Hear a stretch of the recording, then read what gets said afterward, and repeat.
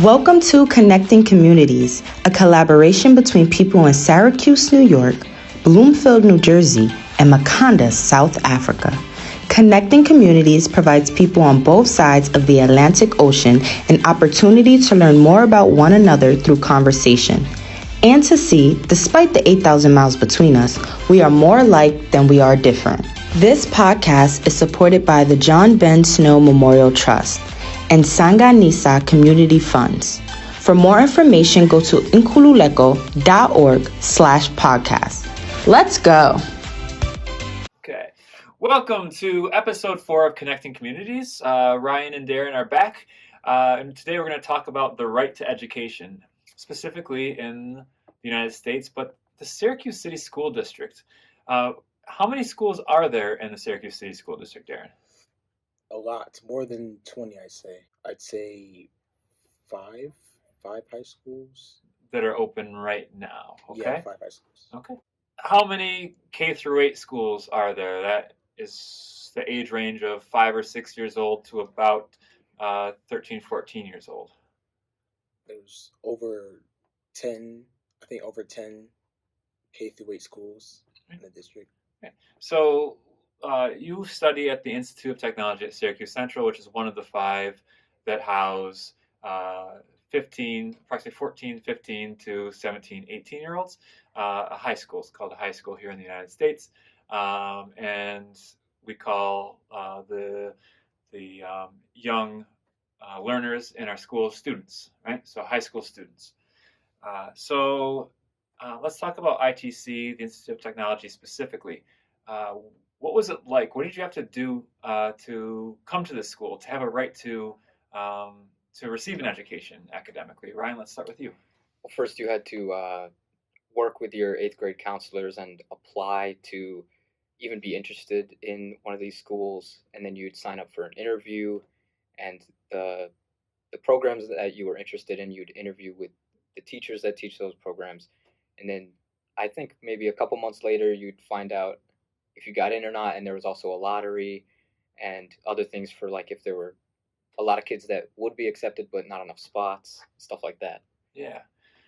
So when you interviewed for this school, you could also interview for spots and programs in the other 4 high schools that had students ages. At that age, you were about 14, 15 years old, or 13, 14 years old, maybe, right? Yeah. So you were applying for programs. What are those programs called, Darren?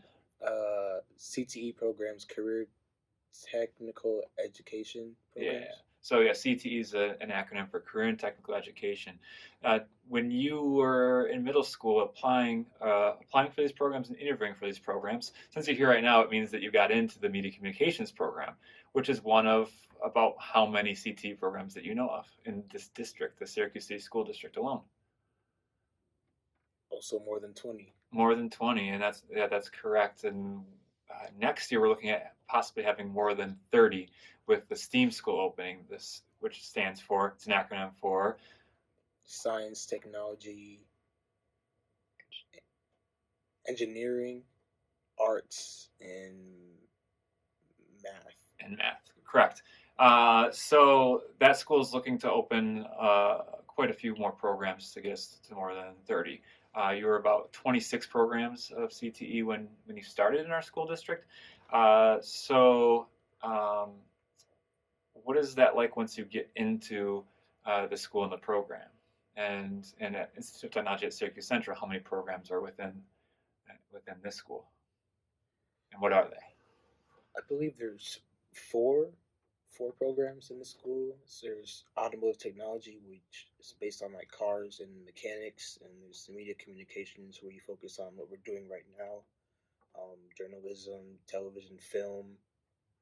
Then there's culinary, which focuses on cooking and food. Then you have P-Tech, which is a district-wide thing, so it's in every high school. And then there's also other program. It's not really CTE, but it's biotech. Which is a science-based program, Yeah, right? science. Yeah. So it's a program that's looking to get approved to be a career and technical education program approved by New York State, which is the state where Syracuse resides in the United States. All right. So you have classmates at Institute of Technology at Syracuse Central. Do you only take classes with students who are in the media communications program who study film, photography, television? No. How often a day do you study with your current technical education classmates? For some students, media is the only class I share with them, but for a few, it's like maybe like 3 or 4.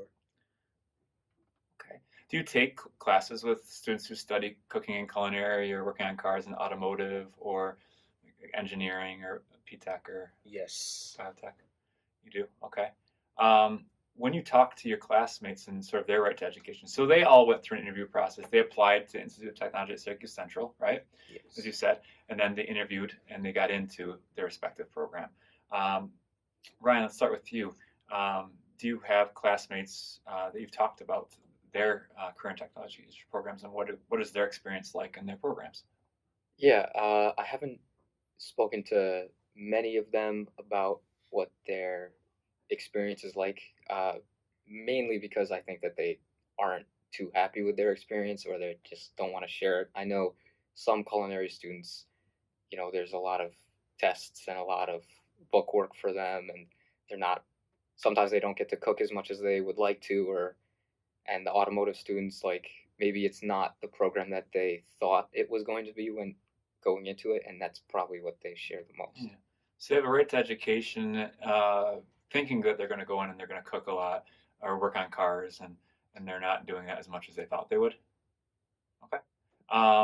So we're talking about right to education. You're in the media communications program, and sometimes do you feel like you have rights in the program that you're in? Do you have privileges in the program that you're in, and what are some of them? Darren or Ryan? I mean, we get to sign out cameras and we get to use studio space. Those are certainly privileges that we have within the media program. What else? What other opportunities do you have within the program um, as far as courses that you get to take too? We're allowed to sign up for college courses, as in Photo 100 in design, which means we can take courses in college and already have those credits before we even get to that stage in life. Yeah, so if you get to a collegiate level, those credits transfer and the grades that you get transfer too if you do well in those classes, which traditionally media students do. What other privileges do you have in the program that you're able to utilize?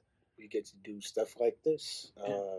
do podcasts, videos, films, and film festivals. Yeah, so this isn't the only video you're making this year, is it? No, Or the only media project that you're doing? This is one of many. About how many do you think you've done in the past 3 years that you've been in the program? about 5. About 5 that are video related? Yes, How many photos do you think you've taken? over 1,000. Yeah. How many designs have you made this year alone? About 20. About 20. Yeah. So there's a lot of stuff going on here. What else do you have, not in this program, but in our school that you can work on? Do you have an empty desk when you come into media communication CT program, or do you actually have equipment there to work with? There's computers. Every student is assigned, or not assigned, but every student has a computer available for them. Yeah. Ryan, can you show us what like a photography camera looks like in our program? Something like this. And Yeah. this is a Nikon. We also have Canon cameras. And you've been using these a lot lately. Yes. How many pictures do you think you've taken this year? A lot. Too many to count. 10, 20, tens of 20, Yeah. thousands of pictures? Yes. And are you doing that all during school hours? No, most of it is out of school hours, like on weekends and after school. So you'd say part of your right to education is the right to sign out a camera, but then you have to be self-motivated too, right? Yes, correct. Darren, show us what a traditional video camera might look like, whether in a studio or doing making a video. There you go. All right. That's not the only way we can take video. Ryan, does that Nikon also shoot video? It does. What's another option that you have that you can shoot video on? Your Cell iPhone. phones. Yeah, how many students at our school do you think have a cell phone or a smartphone that can shoot video or photo? almost all of them. Yeah. Yeah, I'd say 95% or more have one, and if they don't, it's because it's broken or they're grounded, right? Okay. Jump back into their CT programs. So their right to education. What is some of the equipment that they have to work with in automotive program? Literal cars Yeah, they. and the tools they need to fix the cars. And Yeah. yeah, Does it look like a traditional classroom when you walk in there? no, Because like the traditional classroom in America is usually a bunch of desks facing forward with chairs. What does it look like in there when you walk in? when you walk in, it's literally a car held up on the ceiling. Yeah, on a lift. Yeah, It's like a real like auto shop. Yeah. Almost. yeah. It's simulated as an auto shop, so kids get that experience. So right out of high school, when they graduate, do they have to go to college to work in an auto shop? In media, do you have to go to college to work in the industry? You're getting the experience in high school, so it's almost you're taking college level classes to bypass almost that sort of college period too, if you want to go straight to the industry, right? So it's a lot of, would you say it's more written work or hands-on work? CT is supposed to be. Hands-on work. It's supposed to be more hands-on work. What privileges and rights does the culinary program have? Does that look like a traditional classroom? And if not, what does it look like? At first, yes, but if you look more into the classroom, it's a giant kitchen. Yeah. And they have something connected to the kitchen too. It's a cafe. It's a whole cafe. So sometimes you'll see students in there from time to time. So when the school opened, every day students went into the cafe to get food. Every day a newscast was made. Every day real cars were worked on that were taken out to be driven. What does that look like now in our school? None of that happens a lot. Why do you think that's happened? Either dedication or the school doesn't allow that to happen as much anymore. Okay. How do you feel about your class sizes? How many students per class in a CT class? There's About like 30. Yeah. Which is And a lot. which do you think that's too many to do a newscast or work in a kitchen or work on a car at one time? It's certainly a lot to handle. Yeah.